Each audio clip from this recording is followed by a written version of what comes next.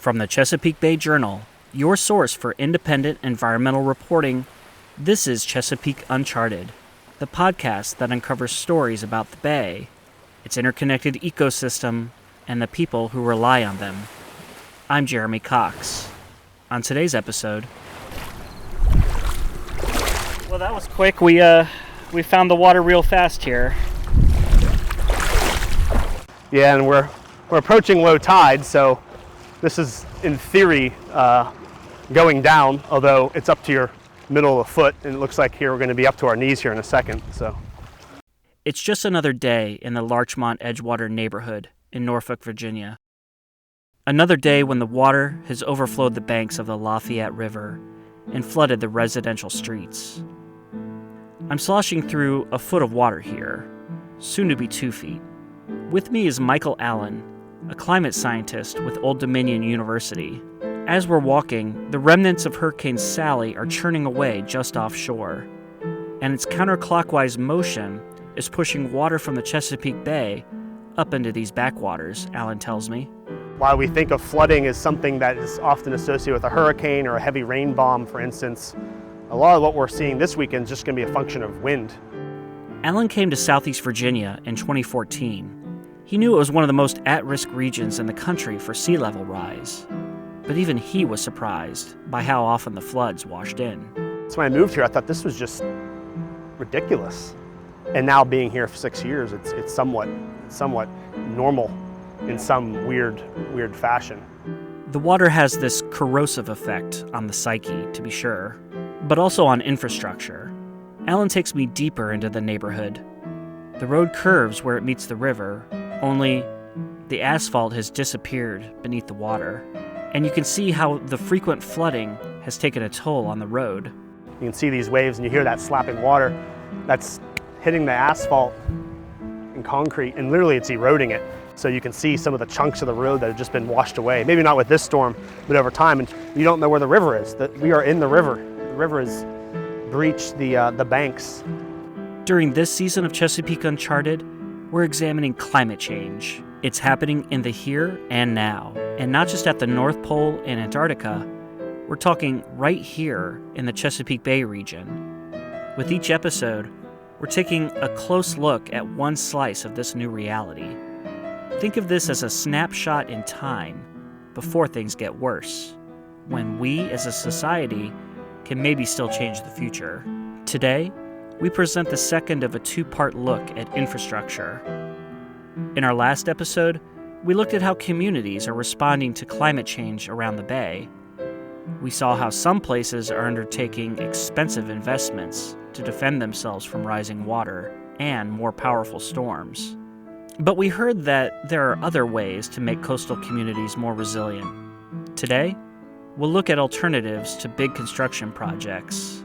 We'll explore green solutions to rising waters and examine some policies that may lay the groundwork for a safer future. We'll get into that right after this break.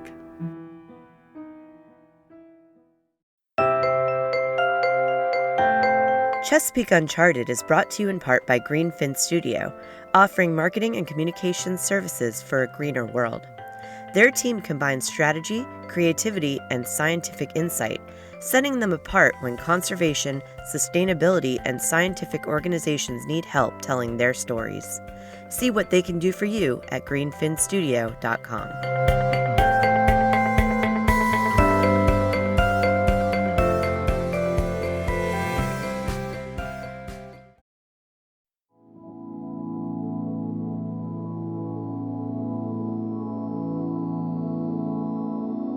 Welcome back. On today's episode of Chesapeake Uncharted, we're diving deeper into our discussion on infrastructure. This time, we're going to turn our spotlight on greener fixes and regulatory changes. We'll pick up where we left off in the Larchmont Edgewater neighborhood. Michael Allen, the local climate scientist, is leading me through knee-deep water in the middle of the street when I see something out of the corner of my eye. A woman and a young girl are struggling to get a kayak underway in the floodwater at the base of a driveway. The girl attempts a few paddle strokes, but it's just not happening. They'd just given in when I wandered up. Brought the kayak out, but was it a little too shallow or something? It is right now. We should have came out earlier. The tide is going down, but it's supposed to be up to, I think, 6 feet tomorrow. So this will be completely covered, and we'll have to take the car in because the whole front yard will be covered. The woman turns out to be Stephanie Lauer. She's the nanny to the girl, whose name is Isla Wellman. Isla tells me she's 10 years old. As a dad to a young girl myself, I could only imagine what it would be like to grow up around all this unpredictable water. So I put the question to Isla. What's it like to have your street flood like this? Is it just kind of like It's kind of fun just to go out here and like kayak and paddleboard and walk in the water.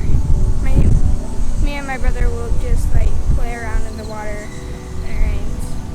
make the best of it? Yeah. What's your favorite thing to do? Probably kayak or paddleboard. Do you ever see fish out here? Yeah, we fish here. On the street, though? Nah. Okay. We'll see minnows, but not like big fish. Okay, all right. So, basically a magical childhood. Well, maybe not all the time. Isla has dim memories of when the house used to flood, too. Her family had to replace the wooden floor twice before they finally said no more. In 2016, they got the house raised a full story to keep the water from coming back in. They're not alone. It seemed like every fourth or fifth house in the neighborhood had been elevated. It certainly keeps your stuff dry, but it doesn't do anything to keep the water off the roads. Some days, Lauer told me, the mailman skips the house because it's just too wet. Besides that, just parking situation. Every day we have to look what the tide's going to be to know where we can park. Although there was plenty of room in the driveway, Lauer opted today to park at the library around the corner to keep her car dry. Her plight illustrated a point that Alan had made earlier in the day as we stood in floodwater in front of another elevated home. Getting to this home, again, the water's up halfway up your leg, even more so, probably even more if you take a step left, it's up to your knee. And so you think of how low a car is, a car's not going to get through here without stalling out. Among these stately Tudor-style homes just north of downtown Norfolk, you can watch these small climate change dramas playing out. Like, can I drive down this street? Oh, here comes a gentleman in the car. I don't know where he's going. That water's up to his tires. And he's likely going to turn around because he's not going to get through that, I don't think. Yep, here he comes. Yep, he's backing up. I came away from my time with Alan with a strong reaction. As beautiful as those homes are, that's not how I would want to live. Can society afford to construct a solution to this neighborhood's flooding and all the other neighborhoods with flooding? Here's a reminder from our last episode of what Doug Beaver, Norfolk's own climate resilience officer, thinks about that. The context here was that the city is leading a $120 million project to save 2 neighborhoods with a mammoth breakwater, 2 pump stations, and other infrastructure. As you said, it's $120 million. This is a very large city with a lot of waterfront on it. Is it possible, is it feasible to bring this kind of level of attention and construction to all the places that need it here? There's not enough money to do that. So there's got to be some non-structural, some nature-based solutions. So if funding remains limited, what alternatives are there for these low-lying places plagued by frequent climate-fueled flooding? That's what we'll explore in the rest of this episode. My name is Shauna Udvardi, and I'm a climate resilience analyst with the Union of Concerned Scientists. In 2018, Udvardi co-authored a report for the organization. In it, the advocacy group attempted to give a picture of how much property in the United States is at risk of regular flooding in the future. And it lays out the monetary value of those properties. The paper shows estimates for 2100 based on 3 climate change scenarios. a low level of sea level rise at just 1.6 feet, intermediate where it's 4 feet, and a high scenario where greenhouse gas emissions just keep rising, and so do the seas, by nearly 7 feet.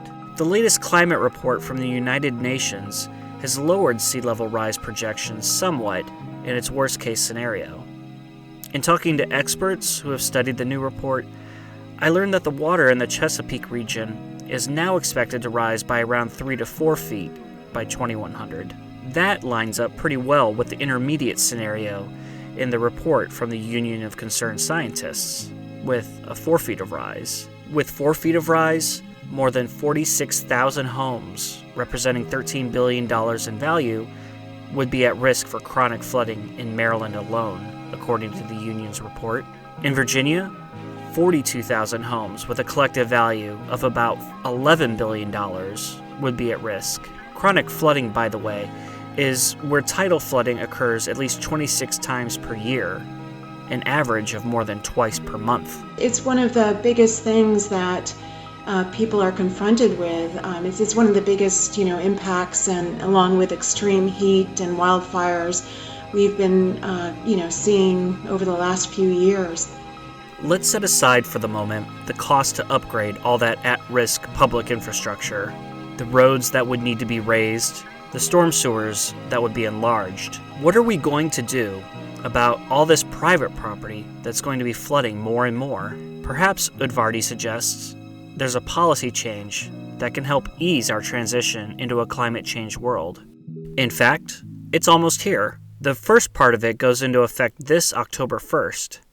That's 1 week from today, if you're listening to this episode on the day it drops. And it even has an exciting name, Risk Rating 2.0. It is sounding very wonky, but it's important for both FEMA and flood policy owners to really understand what this change means.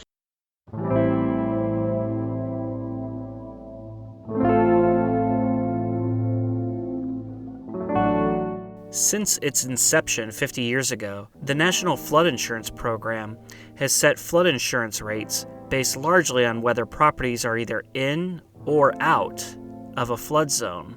And now? So what this new rating system does, it uses modeling and updated data to actually assess the scale of risk, flood risk, for each individual property based on a range of different variables, including different types of flood risks, like how close you are to a river or the coast, the value of the home, the elevation of the home, among many other variables. Under the old system, owners of lower value homes historically have overpaid for flood insurance, effectively subsidizing the insurance for mansions on the beach, Udvardy told me. Folks that have second homes along the coast. And so what this will do is help rectify that, in fact, injustice, right? That's where the new rating system is supposed to be taking us. On the cost side, about 23% of homeowners nationwide are expected to pay less in premiums once the policy goes into effect, according to the Federal Emergency Management Agency, which oversees the program. But the amount can vary from place to place. In Maryland, for example, about 60% of policyholders are expected to be paying less. Only about 3% will be paying $10 or more per month than they currently do. In more hurricane-prone states, such as Texas and Florida, the role is reversed. Generally, homeowners will be paying more in those states. Now, the federal government doesn't make local land use decisions, but the federal flood insurance program is one big way it can affect policy at the local level. By getting insurance rates in line with the actual risk, Udvardy told me, the new rating system will likely spur hard but vitally important civic conversations, especially in areas where premiums are going up. It's really going to help homeowners get a better sense of their actual risk, their actual flood risk. So this could be really good as far as educating homeowners, potential home buyers, and hopefully decision makers, people on the ground that are making land use decisions. Some critics warn that in special flood hazard areas, where federally backed mortgage holders are required to carry flood insurance, the rising rates could depress property values. In extreme instances, frustrated owners may find themselves unable to sell their homes and simply abandon them. Udvardy hopes that government programs will help disadvantaged people afford any steep hikes, and perhaps new programs could help blunt the moving expenses for those who decide to head to drier ground. What we really need to do is get better at moving people out of these risky areas and more importantly, not letting these risky areas get developed in the first place.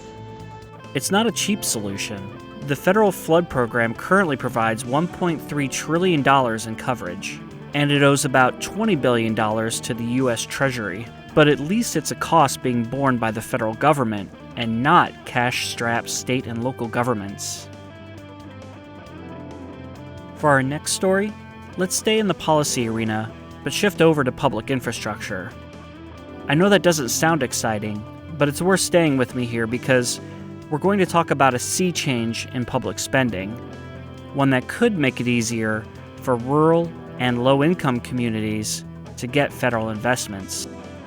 When we look at prioritizing flood risk reduction projects at a federal level, we've typically used lives lost and property values protected. I called up Lisa Wanger, an environmental economist at the University of Maryland Center for Environmental Science, for insight into how the federal government has traditionally prioritized infrastructure spending.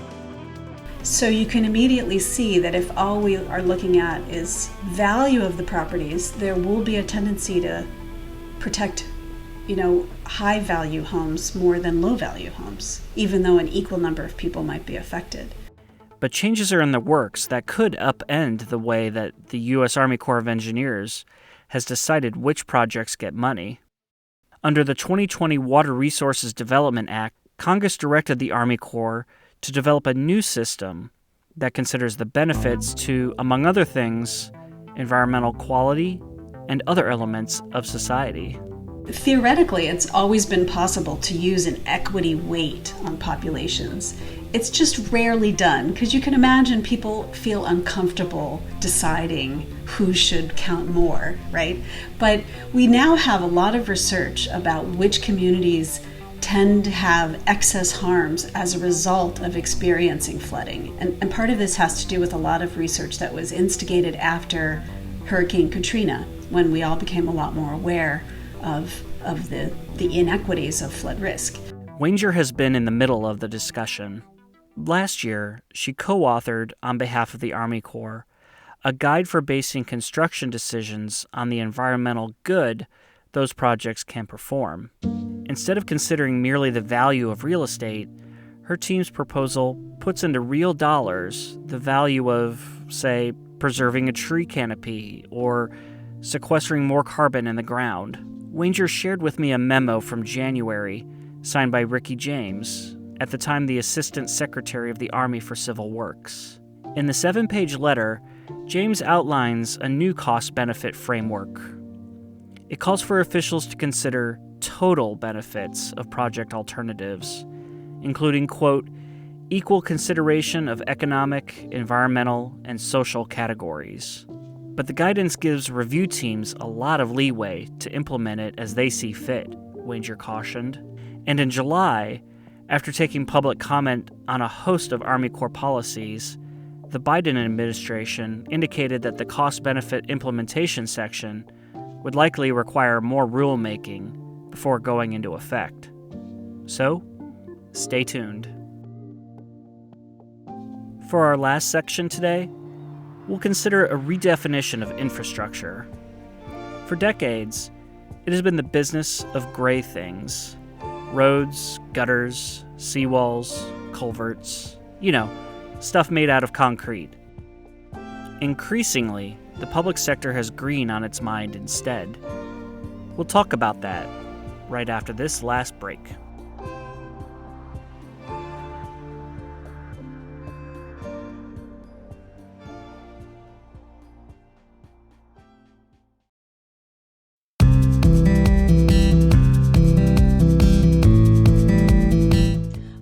This is Laura Lutz, editor at the Chesapeake Bay Journal. I hope you're enjoying our podcast, and I'd like to invite you to join the community of Bay Journal readers. If you care about climate change, wildlife, clean air, healthy communities, and of course the Bay and its rivers, you'll find news you can use at the Bay Journal, along with some great ideas for outdoor travel. Our subscriptions are free. Check us out at bayjournal.com and click on subscribe to start receiving the best independent environmental news in the Bay region.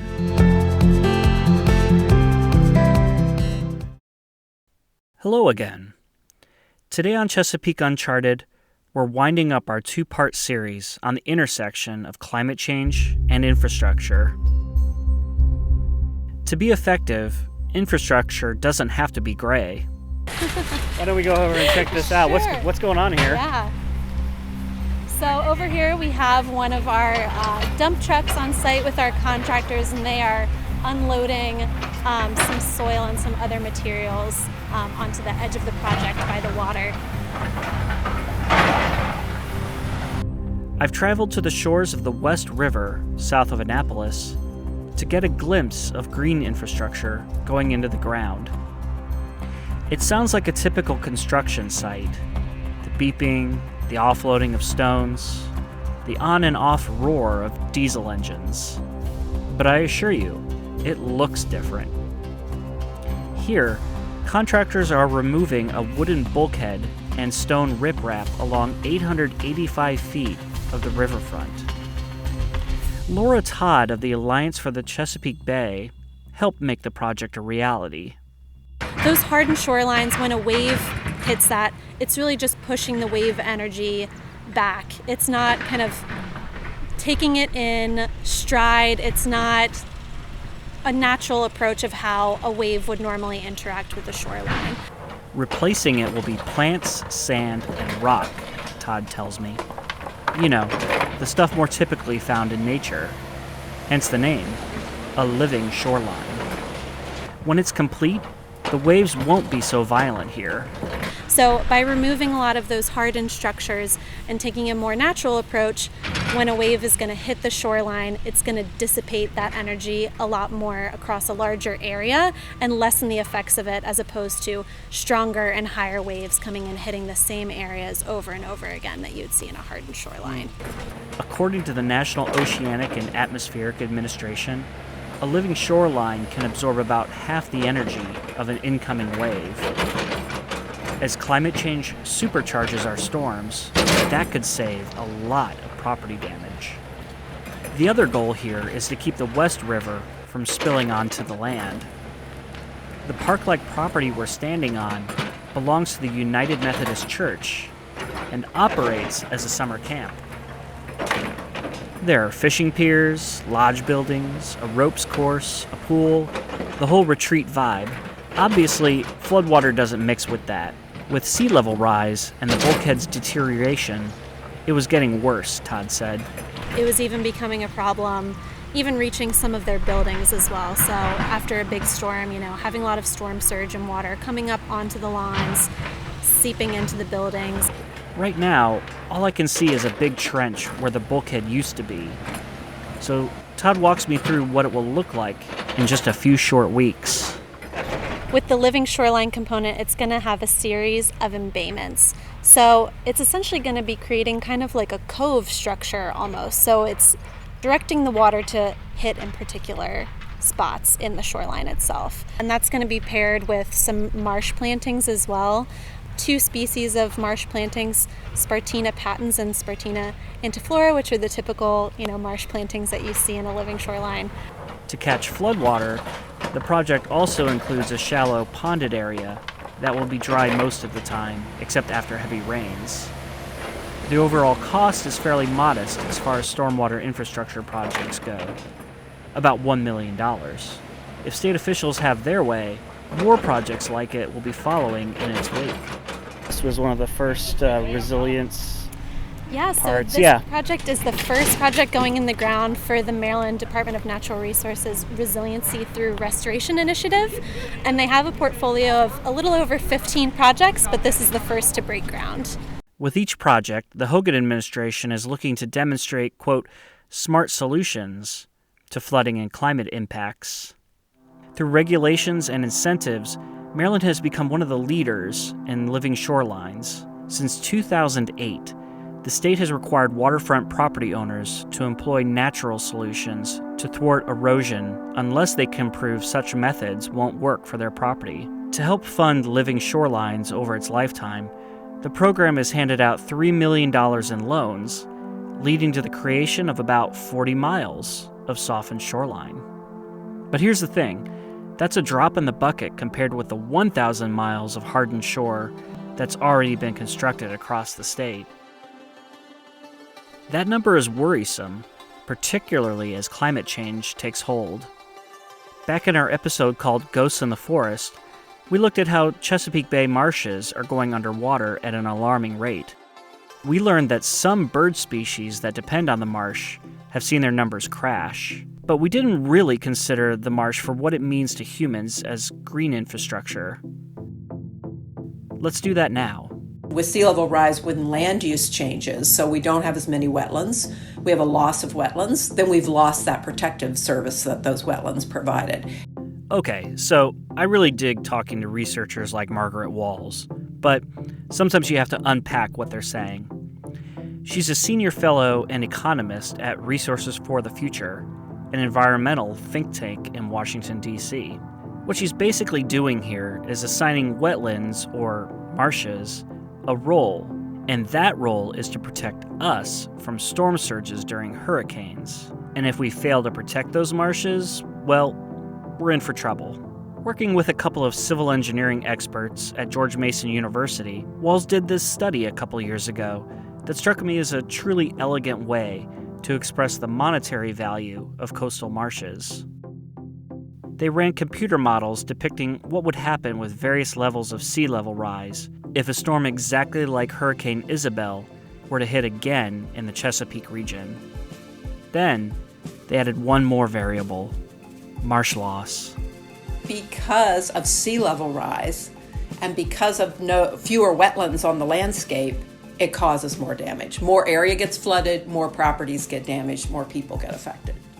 Accounting just for the impacts of a 2-foot rise in sea level by 2100, an Isabel-like storm would inflict about $1.4 billion in residential damage, their calculations suggest. But if you take away those protective services of the marshland, the butcher's bill soars to $2.5 billion. So let's do the math. In a big storm, marshes could save us about $1 billion. Still think marshes don't count as infrastructure? Like other experts, Walls is confident that deep-pocketed population centers are going to find the means to protect themselves and their infrastructure from sea level rise. But what about poor rural counties? She's not so sure there. We're going to protect cities where we've invested a lot of infrastructure and development, and Annapolis is one of them. Making these changes is really hard. It's hard. What are you going to do about Somerset County? Good question. Somerset is a Maryland county on the eastern shore of the Chesapeake Bay, bordering Virginia. And much of it lies just a few feet above sea level. According to one projection, the waterfront town of Crisfield will face chronic flooding over more than half its land within 20 years. About 2,500 people live in Crisfield. About 1 in 3 of them lives in poverty. It's this perfect storm of high climate change risks and low resources to combat it. Crisfield is 1 county away from where I live, so it was easy for me to check in on a long-awaited stormwater fix in the city. Kevin Wooster with the city's Public Works Department was kind enough to take a break from mowing some roadside swales to talk to me about it. When you get on this side of town, we call it Jersey. And this is Summers Cove behind us. Down here we have the condos, we have a seafood business, community called Hammock Point. The problem was that one of the 2 culverts under the road we're standing on had collapsed, and the roadbed was eroding. The inlet, when functioning normally, is like an escape valve for the 450-slip marina behind us. By the time I arrived, the repair was freshly installed, with a pair of 3-foot diameter pipes easily handling the comings and goings of the tide. We have a good tidal flow now, and it can ebb and flow, and hopefully it should help with some issues in town because our drainage should be better. Oh, this will help upstream as well? Yes, yes. Tell me about that. A lot of things in this particular part of Crisfield, they drain towards Summers Cove. And with this being open, all the water, the places that drain into Summers Cove, this will be a help because we got a good flow now. Okay. Would it help like at the apartments over there? Yes. Oh, that would be huge. Yep, absolutely, yep. Those apartments would be the public housing complex known as the Summers Cove Apartments. In 2012, during Superstorm Sandy, 270 of the complex's 330 apartments were damaged by storm surge. If this humble $82,000 culvert project could help reduce flooding there, that would be a big deal. Last year, Somerset County completed a plan to address chronic flooding. The word green makes two appearances in it, once to the repetitive flooding on Green Road, and the second time is in a recommendation. Quote, consider green infrastructure options, it says, rather than conventional stormwater solutions, end quote. In Crisfield, that's not quite happening yet. The culvert project is part of a larger drainage overhaul that involves installing 11 tide gates and 2 pump stations. The city received a $1.2 million grant from FEMA late last year to cover 90% of the construction cost. Before I let Wooster get back to work, I had one more question for him. Being in a rural place, trying to tackle these kinds of big issues, what kind of challenges does that pose? Well, things we make out pretty good. We kind of work within our means. When things pop up, we repair things we can. We have local contractors that help us. Myself and my guys, when we see things going on, we report to City Hall and you know, we try to make repairs. I mean, it is a little bit of a challenge, but we handle it pretty well sometimes.